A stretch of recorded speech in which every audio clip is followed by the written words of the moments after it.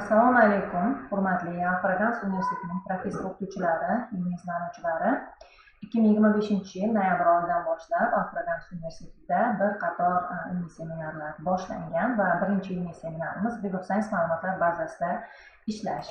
Siz bugungi kungacha ko'plab xalqaro ma'lumotlar bazalari haqida eshitgansiz, ularning ba'zi birlari bilan tanishsiz, ishlagansiz shu davrga qadar va bularning ichida eng ko'p eshitgan xalqaro ma'lumotlar bazalaringiz bu demak Web of Science, Science Direct, Scopus, EBSCO va hokazo. Va ulardan ham eng ko'p hozir amaliyotda qo'llanilayotgani oliy ta'lim muassasalari tomonidan ko'proq hamkorlik qilinayotgan demak xalqaro ilmiy ma'lumotlar bazalari bular Scopus va Web of Science'dir. Avvalambor Scopus va Web of Science qaysi kompaniyalarga tegishli ekanligini aytib o'tsak, demak Scopus xalqaro ma'lumotlar bazasi bu Elsevier kompaniyasining mahsuloti va Web of Science xalqaro ilmiy ma'lumotlar bazasi Clarivate Analytics kompaniyasi mahsuloti hisoblanadi. Scopus ham Web of Science ham xalqaro ma'lumotlar bazalari bo'lib, nashriyot yoki jurnal tahrirotlari emas. Bu yerda hozir ekranda ko'rib turganingiz faqatgina Elsevier nashriyot uyi bo'lib, mingdan ortiq demak jurnal tahrirotlariga, kitoblarga, konferensiya to'plamlariga ega. Clarivate Analytics kompaniyasi bu Amerika Qo'shma Shtatlari kompaniyasi bo'lib, lekin bu nashriyot emas. Bu yerda faqatgina birgina nashriyot Elsevier nashriyot uyini ko'rib turibsiz. Ikkita xalqaro ma'lumotlar bazalari, ya'ni Scopus va Web of Science ma'lumotlar bazalarini ko'rib turibsiz. Va yana ekranda yana buni aniqlashtirish maqsadida mana ikkala Scopus va Web of Science xalqaro ma'lumotlar bazalarining egalari mana Scopusniki Elsevier kompaniyasi va Web of Science'niki Clarivate Analytics kompaniyasi. Bu yerda impact factor so'ziga aniqlik kiritib o'tmoqchiman. Siz hozirgi davrga qadar ko'plab e'lonlarni ko'rgansiz, Telegram kanallarida ko'plab sizga takliflar keladi. Yuqori impact factorli jurnallarda maqola chop eting degan. Impact factor so'zi, umuman impact factor ko'rsatkichi faqatgina Web of Science ma'lumotlar bazasida indekslanadigan jurnallarga tegishli. Qolgan bazalarda impact factor degan ko'rsatkich yo'q va impact factor degan so'z ham ishlatilmaydi. Faqatgina impact factor Web of Science xalqaro ma'lumotlar bazasida indekslangan jurnallarga tegishli. Shu yerda yana bir narsani aytib o'tishim kerak. Bitta jurnal ham Web of Science ham Scopus ma'lumotlar bazasida indekslanishi mumkin. Bunaqa ehtimollik ko'p. Scopus ma'lumotlar bazasida site score ko'rsatkichi yuritiladi va Web of Science ma'lumotlar bazasida impact factor ko'rsatkichi yuritiladi. Siz bu ko'rsatkichlarni ko'rgansiz. 3.6, 10.1, 4.2 misol uchun shu kabi ko'rsatkichlarni ko'rgansiz. Bu nima degani? Bu mazkur jurnal, mazkur ma'lumotlar bazasida bir yilda demak chop etadigan bitta maqolasi o'rtacha deylik 4.6 bo'ladigan bo'lsa 4 tadan 5 tadan, 3.1 bo'ladigan bo'lsa 3 tadan, 10.7 bo'ladigan bo'lsa deylik 11 tadan o'rtacha yilda iqtibos olayotganligini bildiradi. Hurmatli professor o'qituvchilar, ilmiy izlanuvchilar, hozir ekranda Al-Faragans universitetining xalqaro ilmiy jurnallar va reytinglar bilan ishlash departamentini QR kodini ko'rib turibsiz. Sizlardan iltimosimiz bo'ladiki, mazkur QR kod orqali ulanib departament ish faoliyatini kuzatishingiz mumkin. Respublikada xalqaro va universitetda bo'ladigan ilmiy seminarlar va vebinarlar haqida ma'lumot olishingiz mumkin va mazkur seminarlarning video qo'llanmalarini, taqdimotlarini va hokazo shunga tegishli ma'lumotlarni olishingiz mumkin bo'ladi. Demak, hurmatli tinglovchilar, mana hozir ekranda siz Web of Science platformasini ko'rib turibsiz. Bu yerda faqat Web of Science platformasida faqat mazkur Web of Science ma'lumotlar bazasi faqat mazkur platformadan iborat emas. Bundan tashqari yana quyidagi platformalar ham bor. Demak, Master Journal List va Journal Citation Reports. Biz lekin hozirda faqatgina mana shu webofscience.com demak platformasida ishlashni ko'rib chiqamiz. Nima uchun Web of Science ma'lumotlar bazasini ishlashni sizga taklif etyapmiz? Birinchidan, O'zbekiston Oliy ta'lim fan va innovatsiyalar vazirligi tomonidan 2 yil oldin barcha OTMlarga demak Web of Science ma'lumotlar bazalaridan bepul foydalanish huquqi berilgan 3 yilga. Hozirda buni 2 yil o'tib bormoqda va 1 yili qoldi. Shuning uchun bu ma'lumotlar bazalarida siz o'zingizning ilmiy tadqiqotlaringiz va ilmiy ishlaringiz uchun yuqori kvartalda chop etilgan sifatli ko'p ilmiy hamjamiyat vakillari tomonidan e'tibor berilgan ko'plab iqtiboslar olingan ilmiy maqolalarni kaliti so'zlariga ko'ra, tillar turlariga ko'ra, sohalarga ko'ra, maqolani nomlariga ko'ra va hokazo demak turlarga ko'ra izlab o'zingizni ilmiy ishlaringizni demak xalqaro tadqiqotchilar ilmiy ishlari bilan uyg'unlashtirishingiz mumkin bo'ladi. Demak, bu yerda asosan ilmiy ishlaringizni adabiyotlar sharhini amalga oshirishda bu ma'lumotlar bazalaridan foydalanish ko'proq sizga foyda keltiradi. Misol uchun mana Imrat formatidagi strukturani ko'rsatadigan bo'lsak, bu yerda mana literature review adabiyotlar sharhi alohida berilgan va albatta o'zingizni tadqiqot muammongizni, bo'shliqlarni, tadqiqot savollaringizni, tadqiqot vazifalaringizni, tadqiqot maqsadingizni aniqlashtirib olishda albatta sifatli adabiyotlar sharhi va bunda adabiyotlarni tanlashda adabiyotlarni to'g'ri baholash va uni sifatli muhim bo'lgan va ko'proq foydalanadigan xalqaro ma'lumotlar bazalaridan olganingiz maqsadga muvofiq. Shuning uchun ham biz sizlardan Web of Science ma'lumotlar bazasidan foydalanishni tavsiya etamiz. Hozirda universitetda bepul foydalanish huquqi berilgan. Va buning uchun bu yerda mana masalan dolzarb adabiyotni izlash bo'yicha va uni baholash bo'yicha va undagi bo'shliqlarni, kamchiliklarni aniqlash va o'zingiz uchun ma'lum bir sohada, o'zingiz izlanayotgan sohada biror bir bo'shliqni, biror bir ochilmagan savolni topish uchun albatta sifatli adabiyotlar sharhini amalga oshirish muhim bo'lgan holda biz Web of Science ma'lumotlar bazalaridan foydalanishni sizga tavsiya etamiz. Buning uchun demak webofscience.com saytiga kiramiz va mana bu platforma ochiladi. Birinchi navbatda universitetdan ro'yxatdan o'tish kerak bo'ladi. Bu nima degani? Universitet IP adresi ulangan biror kompyuterdan yoki universitetni Wi-Fi ga ulangan holda mobil telefoningizdan yoki laptopingizdan universitet hududida bo'lgan holda ro'yxatdan o'tsangiz, keyin O'zbekistonning istalgan joyida yoki dunyoning istalgan joyida siz Web of Science ma'lumotlar bazalaridan bepul foydalanish huquqiga ega bo'lasiz va barcha funksiyalardan foydalana olasiz. Va buning uchun birinchi navbatda demak ro'yxatdan o'tish kerak bo'ladi. Ekranning o'ng tomonidagi demak registr tugmasi bilan quyidagi oyna ochiladi va bu yerda demak pochta adresingizni kiritasiz. Iloji boricha korporativ pochtadan foydalanishingiz maqsadga muvofiq parolni kiritasiz va boshqa so'ralgan ma'lumotlarni kiritib, kerakli belgilarni to'ldirib, demak ro'yxatdan o'tish bosqichini muvaffaqiyatli tugatishingiz mumkin bo'ladi. Ism, familiya, 2 martalab demak parol, pochta hamma ma'lumotlarni kiritib OK'ni bosganingizdan keyin demak pochtangizga xabar ketadi va mana bu Web of Science demak please activate your WOS account ni bosgan holda verify ya'ni tasdiqlaysiz. Tasdiqlaganingizdan keyin demak muvaffaqiyatli sizda Web of Science ma'lumotlar bazasidan foydalanish bo'yicha ro'yxatdan o'tganligingizni ko'rishingiz mumkin bo'ladi va sign in degan tomonga pochtangizni, parolingizni belgilab platformaga kirishingiz mumkin bo'ladi. Bu yerda hozir eng muhimlarini aytib o'tamiz. Demak, all database agar demak foydalanadigan bo'lsangiz, barcha shu yerda ko'rib turgan ma'lumotlar bazalari Web of Science Core Collection, Grants Index, Korean Journal Database, Medline, Preprint Citation, ProQuest Dissertations va SciLO Citation Indexlaridagi demak adabiyotlarni foydalanishingiz mumkin bo'ladi.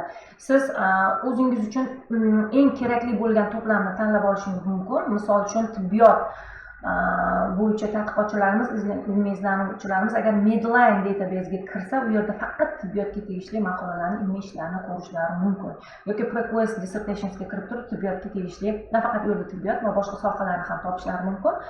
Tibbiyotdan tashqari boshqa soha vakillari Web of Science Core Collectionga databasega o'tib turib ilmiy maqolalarni izlasa, juda ham maqsadga muvofiq bo'ladi va topishlari ham osonroq bo'ladi. Demak, buni birma-bir har bitta ma'lumotlar bazasiga birma-bir kirib demak izlashingiz mumkin yoki Web of Science Core Collectionni belgilagan holda umumiy qilib foydalanishingiz ham mumkin bo'ladi. Bu yerda ham Web of Science Core Collectionda tibbiyot va boshqa sohalarni ham to'liq qamrab olinganini ko'rishingiz mumkin. Collectionsga demak allni belgilagan holda ma'lumotlar izlagan ma'qul, chunki bu yerda demak barcha to'plamdagi manbalarni izlashingiz osonroq bo'ladi. Biz asosan hozir mana all databaseni belgiladik yuqorida va biz asosan documents tomonda ishlashimiz kerak bo'ladi. Bu yerda hozir birma-bir ko'rsatib chiqaman. Faqat demak o'tgan hafta bo'lib o'tgan ilmiy seminarni offlayn ko'rinishdagidek barcha slaydni ko'rsatishga hozir vaqt masalasi bor. Shuning uchun ham video qo'llanma juda ham uzun bo'lib ketadi. Shuning uchun eng muhim joylarini ko'rsatib o'tib ketaman. Bu yerda istasangiz all databaseni belgilagan holda, demak birinchi topic kal so'zlarga ko'ra, title maqolaning nomiga ko'ra, author demak maqola yozgan muallifning nomiga ko'ra, publication source title yoki jurnal nomiga ko'ra maqolalarni izlashingiz mumkin yoki year published chop etilgan yilga ko'ra, publication date kunga ko'ra, abstractga ko'ra va hokazo ma'lumotlarga ko'ra, demak siz ilmiy maqolalarni izlashingiz mumkin bo'ladi. Bu yerda hozir Web of Science Core Collection databaseni belgiladim va topicni belgiladim. Topic deganda faqat kaliti so'z nazarda tutiladi. Agar siz bittagina so'z yozsangiz, birgina so'z bilan cheklanishingiz mumkin va searchni bosib, mazkur so'z bor bo'lgan demak ilmiy maqola nomlariga ko'ra maqolalarni ko'rishingiz mumkin. Agar sizni izlayotgan so'zlaringiz birikmadan iborat bo'lsa, 2-3 ta so'z, undan ham ko'p birikmadan iborat bo'ladigan bo'lsa, albatta ekranda ko'rib turganingizdek mana bu qavsni yozishingizga, belgilashingizga to'g'ri keladi. Misol uchun men machine learning deb yozdim. Agar men bu kabi qavsni qo'ymasam, machine bilan learningni o'rtasiga and, ya'ni va degan bog'lovchini qo'yishadida, bu so'z bilan bu so'z alohida kelgan maqolalarni platforma sizga izlab beradi. Shuning uchun bu ikkita so'zni bitta birikma sifatida olish uchun, bitta so'z sifatida olish uchun, kaliti so'z sifatida olish uchun mazkur qavsdan foydalanish kerak va searchni bosganingizda demak ko'rishingiz mumkinki, Web of Science ma'lumotlar bazasida Web of Science Core Collection to'plamida 513 mingdan ziyod machine learningga tegishli, mashinani o'rganishga tegishli demak ilmiy maqolalar borligini ko'rishingiz mumkin bo'ladi. Agar sizning tadqiqot mavzuyingiz demak mashinani o'rganish bo'ladigan bo'lsa, bu ko'proq sun'iy intellekt sohasida ilmiy izlanish olib borayotgan mutaxassislarga tegishli. Bitta 513 mingta manbani ko'rib chiqishni iloji yo'q. Shuning uchun ekranni chap tomondagi filtrlardan foydalanish maqsadga muvofiq. Masalan, bu yerda ko'rishimiz mumkinki, demak accessga ko'ra, masalan, open accessni belgilaysizmi, early accessni belgilaysizmi, review artikelni belgilaysizmi yoki yillarga ko'ra, o'zi oxirgi 3 yil, 4 yil olinadi. Bu yerda masalan misol tariqasida 2024-15 ni belgiladik. Yoki masalan document types, masalan artikelmi, proceeding paper. Proceeding paper bu konferensiya to'plami. Review article bu tajribaga asoslanmagan obzorная statiya deyiladi. Early access bu article in press, ya'ni jurnalni jildi, nashri, soni, varaqlari qo'yilmasdan ilmiy hamjamiyat vakillariga oldindan chop etilgan, lekin taqrizlash jarayoni tugallangan va chiqishi aniq bo'lgan maqola. Yoki mualliflarga ko'ra yoki Web of Science kategoriya toifalariga ko'ra yoki iqtiboslar, mavzularga ko'ra ham saralab olishingiz mumkin. Affiliatsiyalarga ko'ra, Web of Science index to'plamlariga ko'ra. Demak, affiliatsiya deganda o'sha mualliflarni ishlayotgan tashkilotlari yoki undagi departamentlar, kafedralar, markazlar, bo'limlar bo'lishi mumkin. Publication title ga ko'ra ham filtrdan o'tkazishingiz mumkin. Bu publication title bu jurnal nomi. Tillarga ko'ra, masalan, ingliz tilini taniysizmi, Chinese, Xitoy, turk tili, ispan tili, nemis tilimi yoki countries, regions, davlatlarga ko'ra tanlashingiz mumkin. Publishers, nashriyot uylariga ko'ra, research area, ya'ni sohalarga ko'ra ham filtrlab chiqishingiz mumkin. Va bu yerda ko'rish mumkin open accessni turlariga ko'ra. Funding agencies, maqolalarni moliyalashtirgan tashkilotlar nomlariga ko'ra, konferensiya to'plamlari nomlariga ko'ra va hokazo kitob nomlariga ko'ra, muharrirlarga ko'ra va hokazo, demak, mana Sustainable Development Goals bo'yicha, demak, barqaror rivojlanish maqsadlariga ko'ra va hokazo. Bu yerda ko'p filtrdan o'tkazishingiz mumkin, lekin buni agar barcha filtrlardan o'tkazaversangiz, oxirida 0 bilan ham tugashi mumkin. Misol uchun, menda shunday bo'ldi, 0 bo'ldi va ko'pgina o'sha oxiridagi filtrlarni udalit qilib o'chirganimdan keyin misol tariqasida ko'rsatishim uchun 660 ta natija qoldi. 660 ta natija ham bitta ilmiy ish uchun ko'plik qiladi. Shuning uchun kurs misol tariqasida mana early accessni belgiladikda, demak mana ekran chap tomonda turibdi, 25 ta maqolani qoldirdim misol tariqasida ko'rsatish uchun. 25 ta maqola. Mazkur 25 ta maqolani agar bazasini o'zingiz olmoqchi bo'lsangiz, demak exportga kirib, Excelni bosib, bu yerda o'sha records from first to 25 ni bosib, exportni bossangiz, sizga mana bu kabi bazani olishingiz mumkin bo'ladi. Nafaqat 25 ta, minglab jurnallarni yoki maqolalarni bazasini olishingiz mumkin bo'ladi.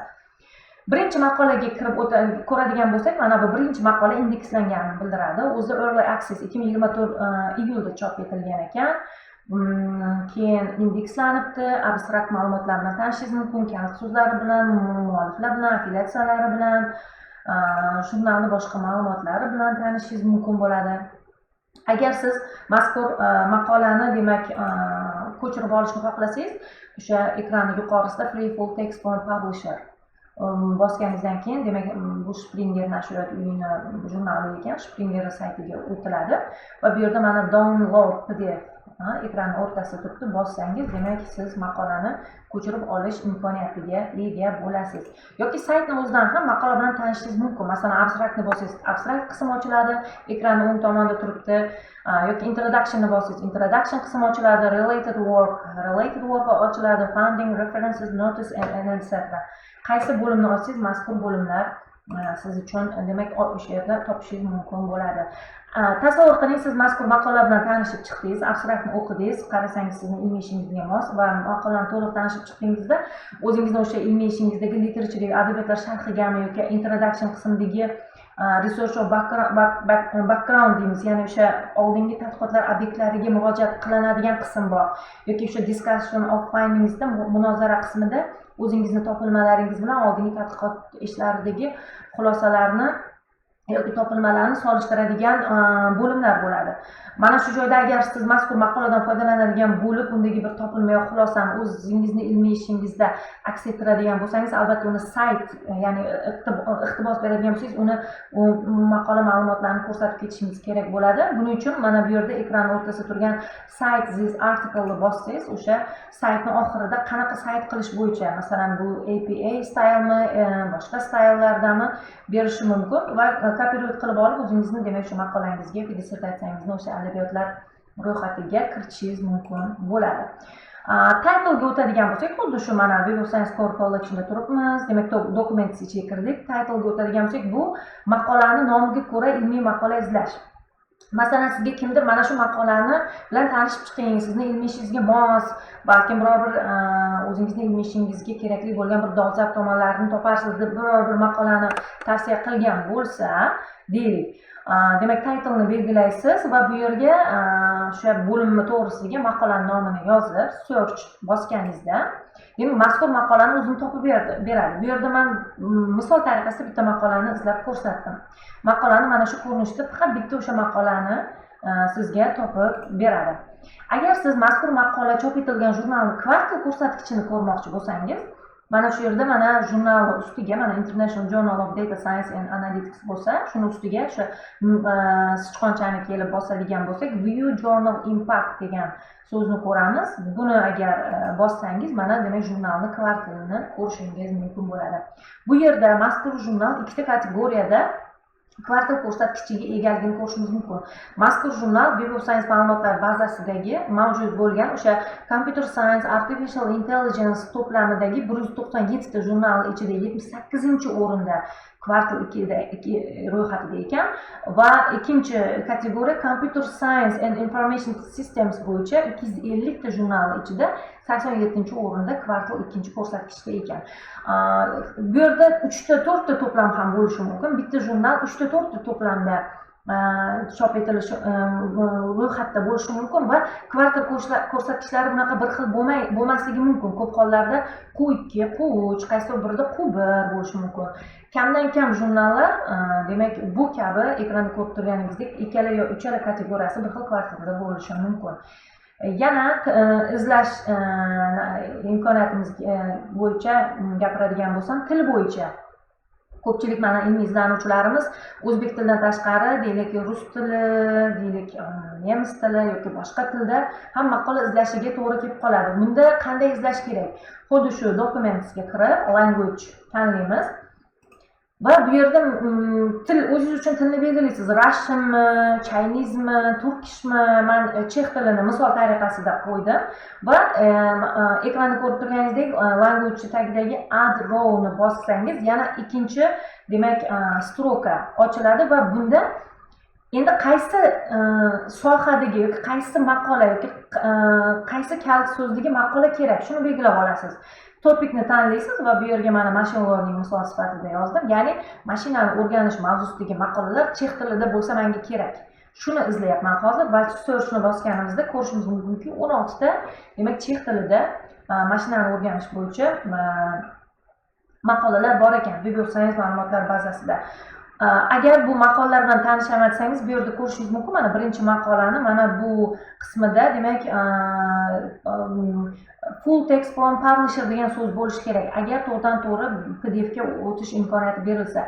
Yo'q, demak bu yerda hozir buni bu maqolani bu joydan boshlab demak ko'chirib olish imkoni yo'q. Yoki yana bitta imkoniyati bor. Siz maqolani nomini kopirovat qilib Google orqali izlashingiz mumkin bo'ladi. Agar bepul demak maqola berilgan bo'lsa, siz ko'chirib olishingiz mumkin bo'ladi.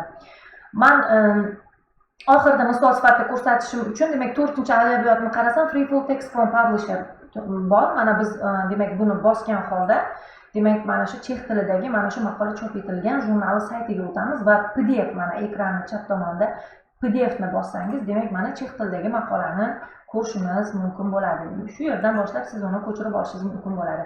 Keyingi to'plam, muhim to'plamlardan biri Medline, ya'ni o'sha universitetimizda tibbiyot fakulteti bor, tibbiyot bo'yicha tadqiqotchilarimiz, professor o'qituvchilarimiz ko'plab, demak tibbiyot bo'yicha ilmiy izlanishlar olib borayotgan bo'lishlari mumkin. Bu yerda Medline'ni belgilasangiz, demak faqat tibbiyotga tegishli bo'lgan maqolalarni topishingiz mumkin bo'ladi. Men misol tariqasida mazkur kalit so'zni yozdim. Mana mazkur kalit so'z kelgan demak maqolalar soni 61 mingdan ziyodligini ko'rdik. Misol tariqasida birinchi maqolaga kirganimizda mana birinchi maqola chop etilgan jurnalni saytiga o'tdik. Bu yerda agar mazkur maqola open accessda, ya'ni bepul bo'ladigan bo'lsa, ko'chirib olishingiz mumkin. Mana ekranning chap tomonida download degan so'z ko'rishingiz mumkin va uni bosgan holda biz demak maqolani ko'chirib olishimiz mumkin. Agar mazkur maqola bizga ma'qul bo'lsa, uning uchun siz abstrakt bilan tanishsangiz, sizning ilmiy ishingizga yaqin yoki yaqin emasligi to'g'risida xulosa qilishingiz mumkin. Endi mazkur Medline ma'lumotlar bazasida ketmagan holda biz endi 3 ta so'zdan iborat so'z birikmasiga ko'ra kalit so'z qidirishga qaror qildik. Brain iron accumulation misol uchun va bu o'sha qauslar bilan belgilab searchni bosganimizda 2600 dan ortiq mazkur kalit so'zli demak maqolalar borligini ko'rishimiz mumkin bo'ladi. Yoki mana dokumentsga o'tamizda title'ni belgilaymizda bitta maqolani nomini to'liq kopirovat qilib izlaymiz. Balkim sizga boshqa tadqiqotchilar tomonidan aynan mana shu maqola bilan tanishdi, maqolaning nomini berishgan bo'lsa, bu lekin kamdan kam holatda bo'ladi. Ko'proq biz kalit so'zga ko'ra maqola izlaymiz. Bu yerda hozir aynan bitta maqolaning nomiga ko'ra izlayapmiz va aynan bitta o'sha maqolaning nomini yozib, searchni bosganimizda mazkur maqolani demak platforma bizga topib beradi. Agar bu maqolani biz ko'chirib olishni istasak, demak full text add publisher bosgan holda biz maqolani ko'chirib olishimiz mumkin bo'ladi. Va Web of Science ma'lumotlar bazasidan foydalanishning eng muhim jihatlaridan biri biz bu yerda to'g'ridan-to'g'ri dissertatsiyalar bilan tanishishimiz va ko'chirib olishimiz ham mumkin bo'ladi.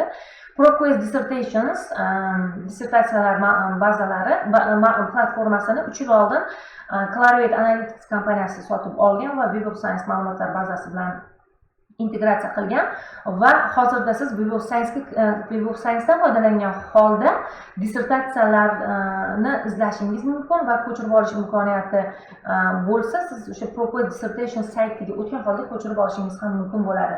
Misol uchun, mana biz belgilab oldik, yuqorida Search in ProQuest Dissertations va topikni Documents tomonga o'tib topikni bosdikda, misol uchun Al-Farg'oniyni belgilab searchni bosganimizda, demak 3 ta Al-Farg'oniy nomida mavzusida 3 ta dissertatsiyalar yozilganini ko'rishimiz mumkin. Birinchi dissertatsiyani demak ko'chirib olish imkoniyatimiz yo'q, chunki full text from publisher degan bo'limcha yo'q, lekin biz indekslangan ma'lumotlarni ko'rishimiz mumkin. 2015-yildagi dissertatsiya ekan demak muallif, qaysi universitet, abstrakt ma'lumotlari, PhD demak dissertatsiyasi ekanligini ko'rishimiz mumkin, turk tilida va hokazo ma'lumotlarni ko'rishimiz mumkin. Va yana topikka o'tdikda misol tariqasida forecasting methods, ya'ni o'sha prognoz metodlari bo'yicha qanday dissertatsiyalar bormi deb qavs bilan belgilab so'rishni bosganimizda ko'rishimiz mumkinki 17 mingga yaqin demak prognoz metodlari bo'yicha 17 mingga yaqin dissertatsiyalar borligini ko'rishimiz mumkin. Va bularni demak barcha dissertatsiyada ham full text berilmagan, lekin mana bu 12-chi dissertatsiyada ko'rishimiz mumkin. View full text on ProQuest. Demak, buni bosib kirganimizda mana ko'rishimiz mumkin. ProQuestni dissertatsiyalar platformasiga o'tdik va bu yerda skachatni bosgan holda biz demak mazkur dissertatsiyani ko'chirib olish imkoniyatiga ega bo'lamiz. Hurmatli Alfraganus universitetining professor o'qituvchilari, izlanuvchilari, sizlardan yana bir iltimos, mazkur QR kod orqali demak universitetni xalqaro ilmiy jurnallar va reytinglar bilan ishlash departamentining Telegram kanaliga ulanishingiz mumkin va siz mazkur kanalda faqat o'zingizning ilmiy ishlaringizni sifatli amalga oshirishda kerakli bo'lgan ma'lumotlar bilan tanishib borishingiz mumkin bo'ladi va boshqa kafedra a'zolariga mazkur QR kod orqali departament Telegram kanaliga ulanishda yordam berishingizni iltimos qilib qolamiz. Demak, birinchi seminarimizni video qo'llanmasi shulardan iborat edi. Keyingi ilmiy seminarlarimizni ham offline o'tganimizdan so'ng ularni ham mana shu kabi video qo'llanmalarni chiqarib va e'tiboringizga havola etib boramiz. E'tiboringiz uchun katta rahmat. Salomat bo'ling.